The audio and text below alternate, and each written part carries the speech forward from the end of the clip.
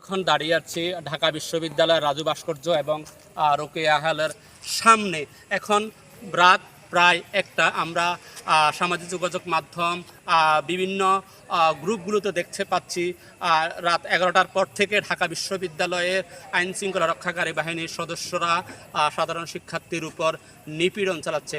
আমরা এখানে রাত 1টায় ঘটনাস্থলে এসে পুরো ভিন্ন চিত্র দেখতে পাচ্ছি। এখানকার ঢাকা বিশ্ববিদ্যালয়ের পুরো এলাকা শুনশান নীরবতা কাজ করছে। আমরা দেখতে পাচ্ছি আইন শৃঙ্খলা রক্ষাকারী বাহিনীর সদস্যরা এখানে রাজু ভাস্কর্যের সামনে, এখানে বিসি চত্বর, এখানে যে নীলক্ষেত মোড় যে তরুণ চত্বর, এখানে শহীদ মিনার, এখানে শাহবাগ মোড়, আইন শৃঙ্খলা রক্ষাকারী বাহিনীর সদস্যরা সতর্কতার সাথে এখানে বসে আছে। কিন্তু সামাজিক যোগাযোগ মাধ্যমে যে গুজব ছড়িয়ে পড়েছে, এই গুজবের কোনো ভিত্তি নেই।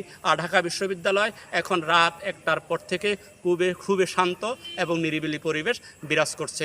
সকলকে ধন্যবাদ।